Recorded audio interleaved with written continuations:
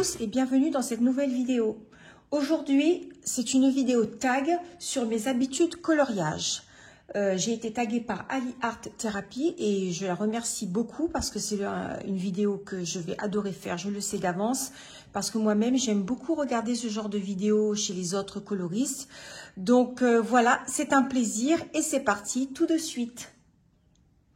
Avant de commencer, vous voyez, je suis en train de faire un coloriage pour le challenge Pack ou Pack Up 2022 sur les animaux qui n'existent pas en France. Donc là, c'est un ours polaire. Donc pendant la vidéo et pendant le tag, je vais colorier. Pour faire ce coloriage, je suis un tutoriel d'Olivier Odorante, donc parce que pour moi, c'était pas possible de faire un coloriage par moi-même tout en faisant un tag. C'est un peu compliqué parce que j'aime bien me concentrer et donc j'aurais eu du mal à faire le tag. En suivant un tuto, ça sera plus facile. Il n'y aura pas trop à réfléchir. Donc je vais suivre le tuto qui est sur mon écran ici, juste en face, pendant que je vous parle. Allez, on va commencer par la question numéro 1. Où est-ce que vous vous installez pour une session colo? Alors moi, pour ma session colo, je m'installe toujours à mon bureau. J'ai mon bureau qui est installé dans mon salon.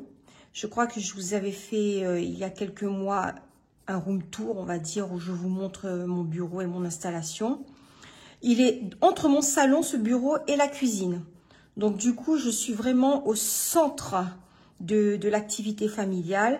Moi, je n'aime pas trop être isolée dans un bureau, dans une pièce à part où je ne vois personne, où il n'y a pas de bruit. J'aime au contraire faire partie intégrante de l'animation quotidienne. J'ai besoin de voir les autres bouger, faire des choses autour de moi et puis interagir avec eux, discuter, même en coloriant. C'est quelque chose que j'apprécie beaucoup. Donc même si mon mari, par exemple, regarde la télé ou il y a quelqu'un dans la cuisine qui fait un sandwich, en fait, je suis là et puis je participe à tout d'une certaine manière. Voilà. Du coup, comme mon bureau est au centre de tout, je n'ai pas à me déplacer ou à colorier dans le canapé face à la télé, par exemple. Pour moi, ce n'est pas nécessaire. J'ai vraiment tout à portée de main. Question numéro 2. Quelles sont vos habitudes coloriage? Alors, pour répondre à cette question...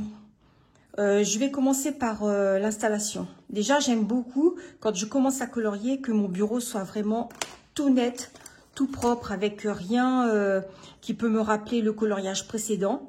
Donc, j'ai vraiment besoin, autant psychologiquement que matériellement, pour avoir de la place sur mon bureau, j'ai vraiment besoin que mon bureau soit net et que voilà, que je puisse partir sur de nouvelles bases. Donc c'est tout d'abord nettoyage complet, rangement du matériel pour que je puisse me mettre dans l'ambiance du nouveau coloriage.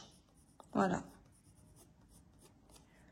Alors vous voyez là, j'ai fait sur ce coloriage une sous-couche au Intense et je reviens ensuite par-dessus au Polychromos pour enrichir un peu les couleurs. Alors j'en étais où dans les questions ? Je fais une petite pause, un petit arrêt sur image, juste pour rajouter quelques points que je trouve importants et que j'ai oublié de donner dans la vidéo. Donc en plus de faire place nette sur mon espace de travail, ce que je fais également, c'est que je photocopie ou je scanne et ensuite je photocopie mon coloriage pour mes essais de couleurs. Je pense que vous avez dû déjà voir ça dans des vidéos précédentes.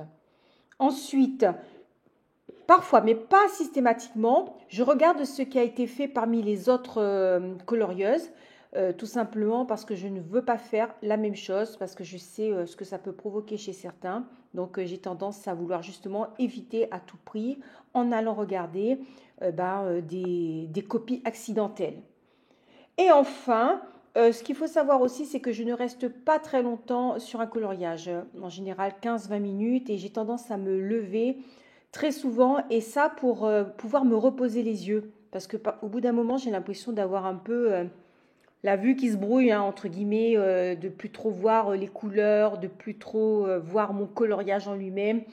Et donc, le fait de faire une pause, ça permet un peu de se rafraîchir les yeux et de revenir avec un œil tout neuf et de pouvoir à ce moment-là choisir les couleurs, je trouve, avec une plus grande efficacité. Voilà.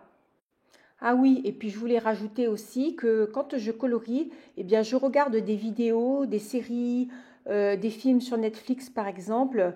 J'aime bien pouvoir faire les deux en même temps, sauf évidemment quand je fais des tutos. Bon, dans ce cas-là, c'est pas possible puisque je regarde le tutoriel sur mon ordinateur. Euh, Question numéro 3. Dans votre espace coloriage, est-ce que chaque chose a une place ou est-ce que tout est sans dessus-dessous? Alors, en fait, pour moi, tout a une place, même si je change cette place régulièrement. On va dire, pratiquement tous les 15 jours, un mois, je me mets à déplacer quelque chose, à refaire mon organisation. Mais c'est vrai que tout a une place. Voilà, pour moi, c'est plus simple, je m'y retrouve au mieux. Bon, même en suivant le tuto, c'est pas évident de parler et de faire la vidéo. J'ai un peu de mal à faire les deux en même temps. Bon. On continue avec la question numéro 4. Quel est votre matériel chouchou? Alors, ça sera plus facile pour moi de dire quel est le matériel que j'aime le moins parce qu'en réalité, j'aime tout ce que j'ai, tout mon matériel, que ce soit crayon sec, que ce soit aquarellable, que ce soit néocolor, enfin peu importe, j'adore mon matériel. L'essentiel, c'est vrai que c'est plus ou moins facile d'utiliser certains types de matériel en fonction de nos compétences. Tout simplement, on a besoin d'apprendre, de peaufiner un peu chaque technique. Mais en tant que matériel que je n'aime pas du tout, je n'en ai pas. Mais celui que j'aime le moins, c'est le pastel sec. Tout simplement parce que je trouve qu'avec le pastel sec, on peut faire moins d'effets. Mais bon, c'est peut-être dû au fait aussi que je ne suis pas totalement à 100% compétente au pastel sec, tout simplement. Et puis aussi parce que ça fait énormément de poussière. Donc à chaque fois, j'en ai vraiment partout sur mon colo, sur toutes mes affaires. Et au niveau nettoyage, c'est pas simple. Et puis, ça a tendance à tacher certaines parties du coloriage qu'il faut ensuite effacer. Et pour peu qu'il y ait un peu de crayon de couleur en dessous, et ça efface le crayon de couleur aussi du même coup. Donc, voilà, je l'utilise, le pastel sec, mais assez rarement.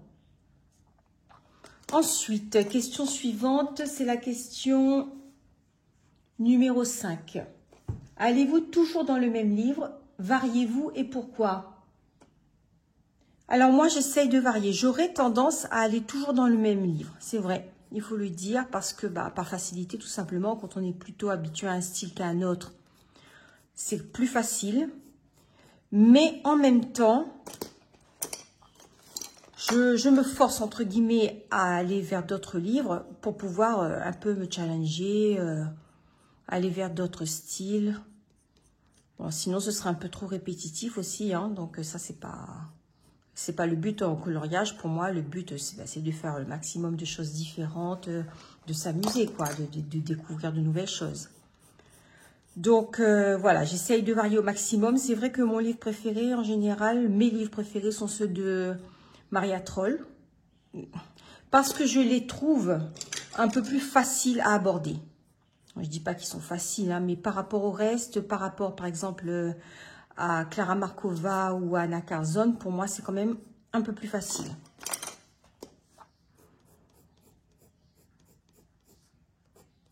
Mais c'est vrai que sorti de Maria Troll, Anna Carzon et Klara Markova, de toute façon, vous devez le voir sur mes autres vidéos sur Insta, j'ai quand même beaucoup de mal à aller vers d'autres livres. J'ai tendance à rester un peu cantonnée dans ces trois-là.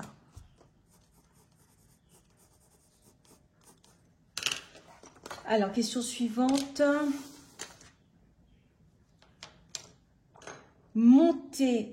Montrez-nous votre livre chouchou. Je n'ai pas de livre chouchou. J'aime tous mes livres.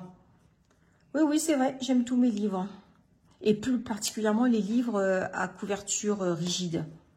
Je trouve que ce sont de beaux objets de décoration déjà dans une bibliothèque. Et puis à feuilleter, c'est vraiment très, très agréable. Donc, ce sont vraiment mes livres préférés.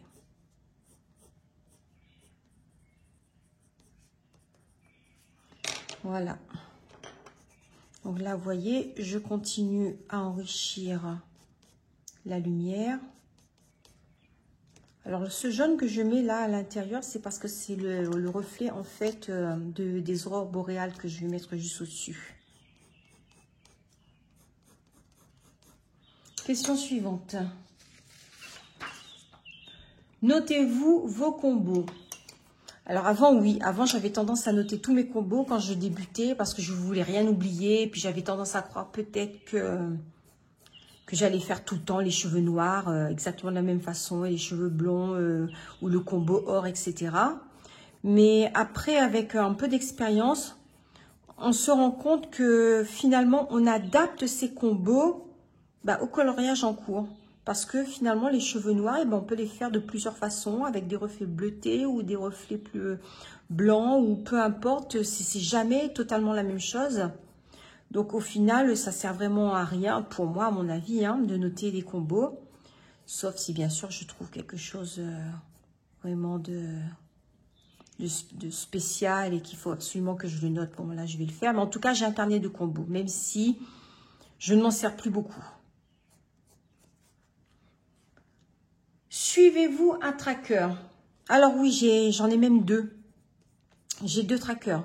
En fait, j'ai le tracker sous format Excel sur mon ordinateur. C'est un tracker qui a été gracieusement offert par Eleis Colo il y a, je sais pas, un ou deux ans. Ça fait un moment déjà. Et que je trouve excellent parce qu'on peut vraiment noter tous ces livres, les dates d'achat, le nombre de colos en cours, le nombre de colos faits en fonction de l'année. C'est vraiment très très complet, on a le pourcentage fait, etc. Donc j'aime beaucoup utiliser ce tracker. Mais comme je suis quelqu'un de très visuel également, à mon avis comme toutes les colorieuses, j'ai besoin de l'avoir aussi sous format papier. Donc je vais vous montrer, je l'ai fait il n'y a pas très longtemps. Je vais voir si je le retrouve là dans mon bureau. Voilà, donc j'ai fait ça. Donc ici j'ai les clés. Ce que j'ai réalisé en 2016, je l'ai colorié en orange, en 2020 en jaune, en 2021 en vert, etc. Donc moi j'ai commencé véritablement le colo en 2020. En 2016 j'en ai fait peut-être un ou deux et un en 2019 et c'est tout. Je vous montre comment j'ai fait.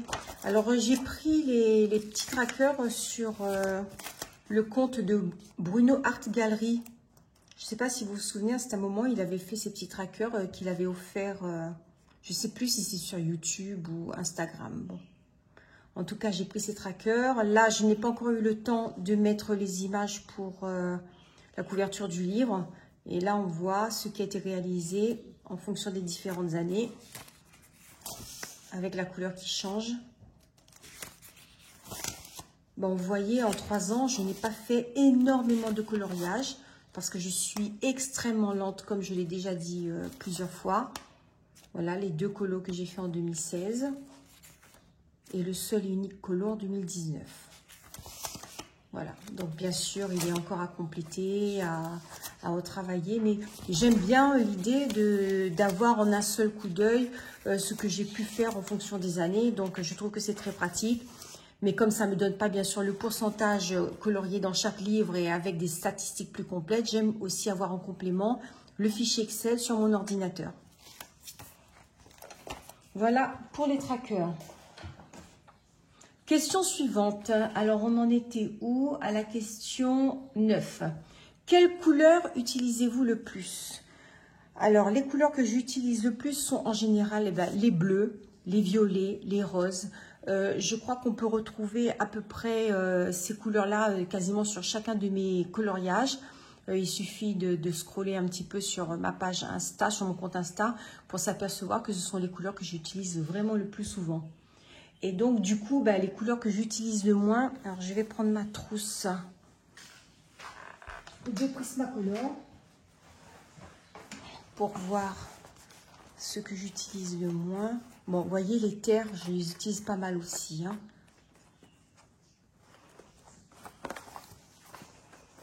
Les verts, beaucoup. En fait, si je regarde bien, j'utilise à peu près tout. Peut-être les oranges moins, beaucoup moins les oranges, c'est vrai. Les rouges, pas trop non plus. Les bleus, bof, c'est pas trop ça non plus, mais tout le reste, voilà. Cette trousse-là, c'est la trousse que j'ai achetée en 2016, enfin la trousse les crayons que j'ai achetée en 2016. Et comme vous voyez, hein, en 3 ans, j'ai vraiment commencé en 2020, mais en tout cas, on peut voir qu'en 3 ans, les Prismacolor, ils n'ont pas beaucoup bougé. Hein. Et moi, je me rappelle qu'au tout début, quand j'avais commencé à colorier avec les Prismacolor, il suffisait que je perde 1 cm sur un crayon. Et puis ça y est, je croyais que c'était la fin du monde et que mon crayon allait être terminé en moins de 2. Et donc du coup, j'en rachetais plein de doubles qui finalement sont tous là à dormir. Et ça ne part pas aussi vite que ça. Sauf pour le blanc. Parce que le blanc, c'est le crayon que j'utilise le plus. Donc je dois être à mon 5e ou 6e. Donc voilà pour les couleurs. Ensuite, question suivante. Pour les fonds, quelle méthode chouchou? Alors, pour les fonds, moi, ce que j'adore utiliser, c'est le matériel aquarellable. Alors, matériel aquarellable, ça peut être les aquarelles en godet, les crayons aquarellables, les Inktense, les Neocolor 2. Est-ce que j'ai oublié quelque chose? Non, je pense que j'ai fait le tour. Voilà, j'aime tous les types de matériel aquarellable pour le fond parce que je trouve que ça va déjà un petit peu plus vite. Et puis, j'ai pas envie de gaspiller, entre guillemets, mes crayons de couleur pour faire de grands fonds, par exemple comme celui-là. Celui-là, je l'ai fait au Neocolor 2. Voilà, j'adore utiliser les fonds à l'aquarelle, en particulier les godets, c'est ce que je préfère. J'ai un peu plus de mal avec les crayons parce que je trouve que ça laisse quand même beaucoup de traces. Et l'inconvénient des Neocolor 2, c'est qu'après, pour repasser par-dessus avec du crayon de couleur, c'est un peu difficile. Ça fait comme un film un peu plastique et le crayon ne prend pas vraiment, ça n'écrit pas très bien. On ne voit pas la couleur. Donc, c'est pour ça que je préfère l'aquarelle. Avec l'aquarelle en godet, on peut repasser au crayon de couleur, on peut mettre plein d'autres textures, de stylo gel, etc. au-dessus sans aucun problème. Question numéro 12. Comment choisissez-vous vos coloriages? Alors, au feeling tout simplement. Quand je regarde des films, par exemple, le soir, j'ai tendance à prendre mes livres de coloriage, à les feuilleter. J'adore feuilleter. Bon, vous avez remarqué que j'ai complètement abandonné mon colo, là. Hein, j'arrive plus. Donc, je disais, oui, ben, je feuillette mes livres. Et puis, si jamais je vois quelque chose qui me tente, et ben, tout simplement, je vais y mettre un petit post-it comme ça, là, que je vais coller, comme celui-là, par exemple. Et puis, voilà, mettre mes idées dessus et le garder bien au chaud pour une autre fois. Tout simplement. Là, j'ai fait dernièrement un challenge. Donc, forcément, j'ai pris des colos en fonction du challenge, du Pack ou Pack Up 2022. Mais sinon, c'est vraiment au feeling. Question numéro 13. Si vous faites du mystère, quel matériel préférez-vous? Alors, je ne fais absolument pas de mystère. C'est quelque chose que moi, personnellement, je n'apprécie pas trop. Et pour rebondir sur la question suivante, allez-vous plus facilement dans du Disney ou hors Disney? Ben, c'est la même chose, que ce soit mystère ou Disney.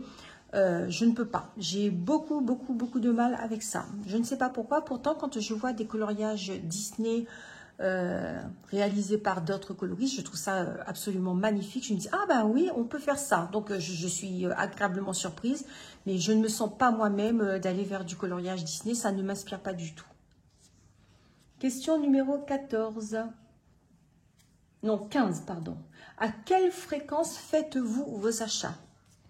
Alors, mes achats, je n'ai pas de fréquence particulière. Je me contente d'acheter ce dont j'ai besoin au moment où j'en ai besoin. C'est vrai qu'à La Réunion, il est très difficile d'avoir le matériel que l'on veut. On a bien 1 ou 2 boutiques ou magasins d'art, mais l'offre reste quand même très limitée. Et donc, du coup, je suis obligée de passer par Amazon la plupart du temps. Et bah là, c'est pas évident par contre, hein, parce qu'au moindre petit achat sur Amazon, vous voulez acheter un petit truc à 4 €, bah vous avez 20 € de frais de port pour 4 € d'achat. Voilà. Et même si on pourrait, au début, enfin il y a quelques années, si on achetait plusieurs choses, on pouvait tout cumuler et avoir uniquement 25 € de frais de port. Mais maintenant, à chaque objet acheté, les frais de port augmentent au fur et à mesure. Donc, du coup, ça devient, au bout d'un moment, incontrôlable. Le prix devient vraiment exorbitant. Donc, soit je m'arrange avec des amis qui vont en métropole, ou de la famille, bon, peu importe, mais bon, ça n'arrive pas tous les jours non plus, hein. Et c'est comme ça que je réussis à avoir ce qui m'intéresse, mais c'est pas évident. Voilà. Pour la question numéro 16, vous achetez plus facilement du matériel ou des livres? Ah ben, ça dépend des moments. C'est vrai qu'au tout début, je n'achetais pratiquement que des livres. Parce que en fait, ben, j'avais envie d'avoir du choix, j'avais envie d'avoir une bibliothèque intéressante. Voilà. Et puis après, avec le temps, alors au tout début, je fonçais sur les livres. Et du coup, je n'avais que deux matériels. C'était les crayons Prismacolor et les crayons aquarellables Koh-i-Noor. Et puis c'est tout. J'ai fait avec ça pendant au moins une bonne année, le temps de pouvoir acheter tous mes livres. Ensuite, enfin tous mes livres, tous ceux qui m'intéressaient en tout cas. Et ensuite, disons depuis 2021, là j'achète plus de matériel, pratiquement plus du tout de livres. Et voilà, c'est comme ça qu'au fur et à mesure, j'essaye d'augmenter mon matériel pour avoir des choses intéressantes et pour pouvoir varier les techniques sur les coloriages parce que, enfin, je sais pas vous, mais moi j'ai tendance à m'ennuyer si j'utilise exactement tout le temps les mêmes techniques, le même matériel, le même livre. Voilà, on a besoin de renouveler, on va dire un tout petit peu quand même l'intérêt, la motivation. Je trouve que d'acheter un nouveau matériel, ça motive beaucoup. Je sais pas si vous êtes d'accord avec moi. Donc voilà. Question suivante. Alors, la question suivante est de Color Ange. Votre livre doudou. Bon, je n'ai pas de livre doudou. Le livre doudou, je suppose que c'est celui vers lequel on retourne peut-être plus facilement ou qui nous fait du bien ou qui est plus facile. Bon, moi, personnellement, je n'ai pas de livre doudou. Marine Coloriage demande combien d'encours. Alors, combien d'encours? Je crois que je dois en avoir 3 ou 4. Je les ai pris avec moi, donc je vais vous les montrer. Bon, je ne compte pas celui-là, bien sûr. Hein. Pour moi, c'est un encours, mais que je sais que je vais terminer d'ici demain. Mais les encours qui attendent déjà depuis un bon moment. Alors, j'ai celui-là. Celui-là dans le Daydreams. C'est un coloriage que j'ai commencé au crayon aquarellable pour le fond. Et que j'avais filmé parce que je voulais vous montrer comment je réalisais le fond. Et puis finalement, eh ben, il est en attente. Ensuite, j'en ai un deuxième dans le Fairy Celebrations. Celui-là, c'est un tuto d'Olivier Odorante. Donc c'est vrai que j'ai un peu plus de mal avec les tutos maintenant. J'aime bien faire mes coloriages par moi-même. Donc du coup, quand je commence un tuto, il a tendance à rester un petit peu en plan. Ou bien, comme pour celui-là, quand je fais un tuto, eh bien, je l'adapte.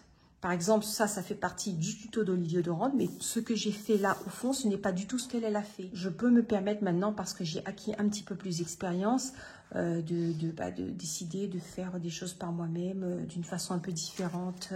Voilà. Adapté, on va dire. Donc ça fait 2. Ensuite, j'en ai encore un autre dans le Fairy. Non, le Fairy Miracles. Donc c'est celui-ci. Celui-là également, vous voyez, c'est un tuto de Steph Color 63. Je pense que vous devez la connaître. Bon, pareil, hein, c'est déjà pour moi, c'est la première fois que je fais une double page. C'est énorme. Et j'ai commencé à suivre son tuto. Mais après, avec le temps, je me suis rendu compte que le gâteau, au final, je ne voulais pas du tout le faire de la même façon. Et voilà, le colo est resté tel quel. Donc, il attend que je revienne vers lui un peu plus inspiré. Donc, ça fait 3. Et le dernier, c'est celui-là. Donc, j'ai 4 en cours. Et celui-là, c'est un tuto de Barbara Color dans le cercle de la vie. Elle a fait un très très beau tuto d'ailleurs. Mais pareil, hein, je trouvais qu'il y avait beaucoup de détails, des petites choses à colorier. Et voilà, je me suis lassée. Je me suis lassée quand j'ai commencé à faire les feuilles vertes. Voilà, 4 en cours que je veux terminer. Donc j'espère que j'y arriverai. Peut-être pas cette année, mais au moins l'année prochaine. Voilà. Clio Colo, demande quel est votre plus petit crayon. Alors, mon plus petit crayon, j'espère que je vais le retrouver. Je n'ai pas pensé à le sortir. Le voilà. Il est là. Alors, attendez, j'en ai deux d'ailleurs. Les voici.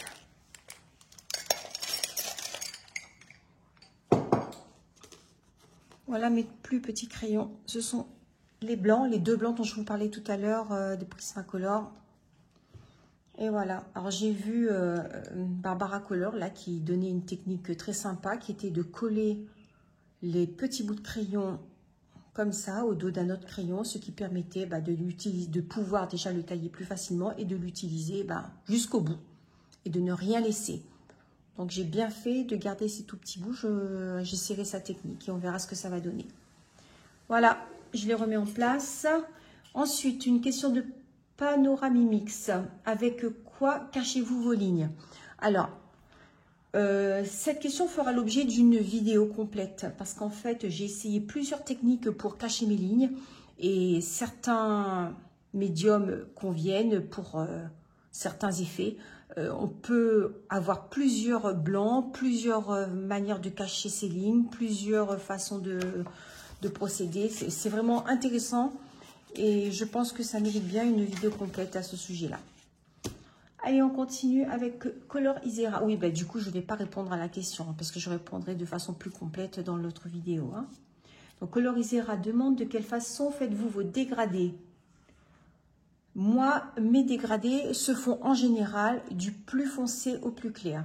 Parce que je trouve que, pour moi, bien sûr, c'est beaucoup plus facile quand je commence un coloriage de placer d'abord les ombres portées, par exemple au sol ou dans l'eau, les ombres de l'objet en lui-même en fonction de sa forme et des recoins, pour ensuite aller graduellement vers la lumière. Je trouve ça plus facile que d'aller directement avec la lumière parce qu'après je trouve que j'ai un peu plus de mal à avoir un rendu plus doux dans le dégradé. Je trouve que ça me fait des choses un peu plus coupées, un peu plus par, comment dire ça, par strates. C'est moins fondu. Donc du coup, voilà, je préfère aller dans l'autre sens. Du plus foncé au plus clair. Et enfin, la dernière question, qui est une question de Dream Team Color Addict. Quels éléments aimez-vous le plus colorier? En général, j'aime à peu près tout colorier, sauf peut-être que je dirais les sols. Les sols, que ça soit par exemple de la terre ou de l'herbe, ou voilà. Ces grandes étendues un peu comme ça, je trouve que, c'est pas que je les aime pas, mais je les trouve plus compliquées à faire. Presque aussi compliquées que les fonds par exemple. Voilà, je pense que j'ai répondu à toutes les questions. Alors, je dois taguer des personnes. Je vais taguer toutes les personnes qui souhaitent faire ce tag, que je trouve très intéressant et j'écouterai avec grand plaisir leurs vidéos. Donc, si vous souhaitez le faire, n'oubliez pas de m'envoyer un petit message pour que je le sache et pour que j'aille regarder votre vidéo. Et voilà, en tout cas, je vous remercie de l'avoir regardé jusqu'au bout. Si vous l'avez aimé, n'oubliez pas de me mettre un petit pouce bleu et un commentaire, parce que j'adore les commentaires, je vous le dis à chaque fois. Et je vous dis merci et à très bientôt pour une autre vidéo. Bye bye!